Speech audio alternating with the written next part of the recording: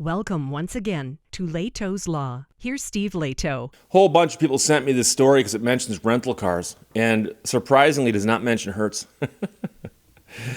Widely reported, I'm going to go with the version from Jalopnik because I used to write for them. Bradley Brownell writes, this person had their rental car seized by cops and Avis made it worse. Why did the We Try Harder company rent a car that had been reported stolen, especially when they were probably the ones who reported it stolen? So it's the old thing about, one hand not knowing what the other hand is doing. Mr. Brownell writes, I can't think of much worse than booking a rental car on a vacation and coming outside to see it gone without a trace.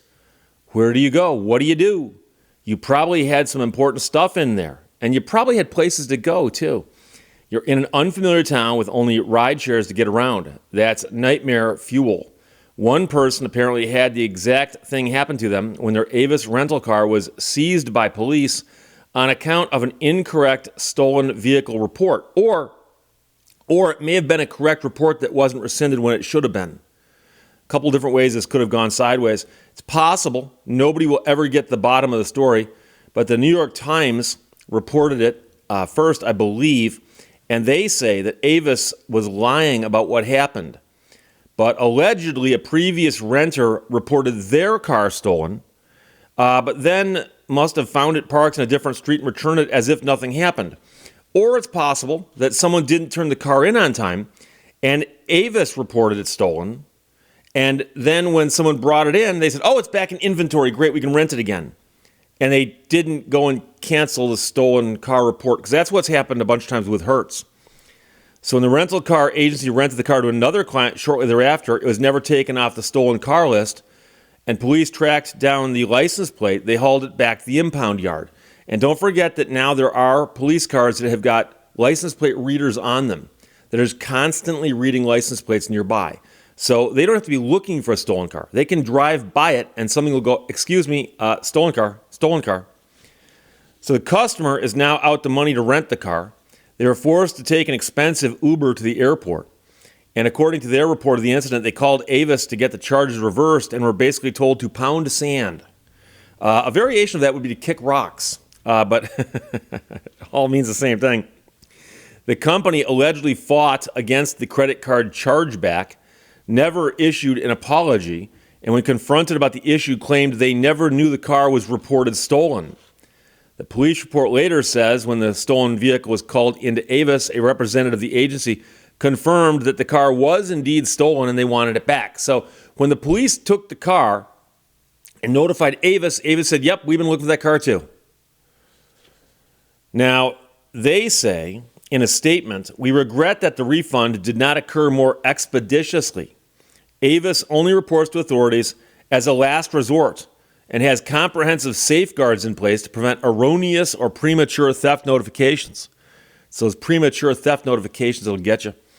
The statement continued that it then rented the car to this customer, but it was reported stolen by a previous renter without our prior knowledge, which caused our customer's rental car to be towed. So they're saying they did not report it stolen. But when the police called them and said, is this car the one you're looking for? They said yes. Which makes you wonder if they were somehow aware of that. How were they aware of it if they didn't report it? There's a whole lot of he said, she said going on here. Mr. Brownell says he's inclined to trust the renter over the agency or the police, but it's entirely possible nobody will ever know the true reality. Well, we probably will never know exactly what happened. But in order of who I trust, yes, I trust the renter. Then I think I trust the police, and then I trust rental car companies. And you might say, Steve, you trust the police? Well, in this situation, the police have reports that this car is stolen. There's the car.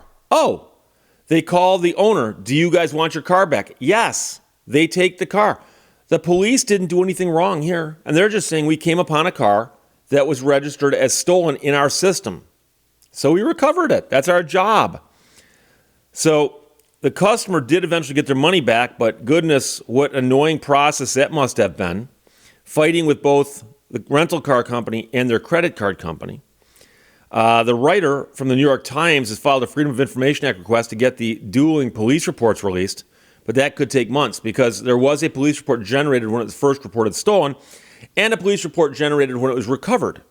And so that would indicate, for instance, if they had called Avis and said, we got your car, and whether Avis said, yes, we reported that stolen a while back, thank you very much. Or if they said, oh no, we've rented that to someone else, you may disregard that. We know that didn't happen. So rental cars are supposed to take some of the stress away from your trip. You just show up at the airport and there's a car waiting for you. But if you can't rely on that car to be there when you get up the next morning, what's the actual value? And I'm telling you right now, I've done so many rental car stories involving Hertz and a couple others. This isn't the first one that was a non-Hertz story. That I've gotten to the point where I am frightened to rent a car from the airport. And you got to understand, they rent those cars daily, thousands and thousands of times. I'm talking about across the country. And, when one gets reported stolen and snagged, it makes the news because it's so unusual. The odds of it happening to me or you are pretty slim. But you think about that and you go, okay, it's pretty slim odds. However, when it does happen, it is, in fact, a nightmare. Because number one, you don't have the rental car. Number two, we've heard of people who were actually pulled over while driving the stolen rental car and were treated like car thieves. That is, put into the back of a police car and taken to the police station. And so you think you're on vacation to relax, maybe see some sights, and you wind up getting fingerprinted, mugshotted. That's now, it is true that when unusual things happen on vacation, that can make for good stories. But this is the kind of thing I don't think anybody would ever say, oh yeah, I look back on that now fondly. That was the trip where I went to Florida and got arrested. Yeah, no one says, hey, let's all gather around here, Grandpa, tell that funny story about when he got arrested with Grandma all those years ago. Because the rental car company mistakenly reported his car stolen when the previous renter didn't return it on time. And that is apparently what a lot of these companies do. That is, you rent a car, you say, I want it for 7 days. If you don't bring it back on the 7th day, they start wondering about you. If they try calling you, if they don't get a hold of you, or if somebody just pulls the trigger too soon, they call the police and go, this car got stolen. Now, it's true the person had the right to be in it. They didn't sneak in the middle of the night and steal it in the dark, but they had the right to be in it, but they've overstayed their welcome. And theoretically, if somebody overstays their welcome in the car, let's suppose you prepaid for 7 days. You're supposed to bring it back on the 7th day. 7th day comes and goes, you never showed up. They try calling the number you gave them, and they get no response. They email you at the email address you gave them, no response. A couple days goes by. That car is stolen. But if you come in 2 days late and go, oh, I honestly thought I could keep it extra days as long as I paid for them. But here you go. Here's your car. I'll pay for the extra days. And I'll pay the penalties. Once the car gets brought in, they're supposed to call and go, oh, that car we reported stolen, we've recovered it. No big deal. Take it out of the system. But quite often, these rental car counter people are so busy that they're too busy re-renting the car to make that phone call. That's usually what happens in these stories. Don't know if that's what happened here, but if I had to bet money on it, that's probably what happened. I can't imagine that somebody is going to rent a car, and when it gets stolen, they call the police and go, my rental car just got stolen. Is that what they would do, or would they call the rental car company and go, hey, your car just got stolen? And let them deal with it because it's their car. So that seems less likely to me, but then again, people don't always act predictably. So there you go. Like I said, reported originally in the New York Times, and I'm sure they'll do a follow-up when they get the police reports because they're jumping through those hoops to get those right now. But Jalopnik and a lot of other websites covered this story, and it was sent to me by a lot of people. Thank you very much.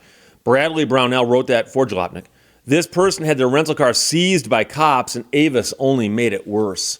Questions or comments, put them below. Let's talk to you later. Bye-bye. Thank you for watching Lehto's Law. I only have two faults, being vague and another.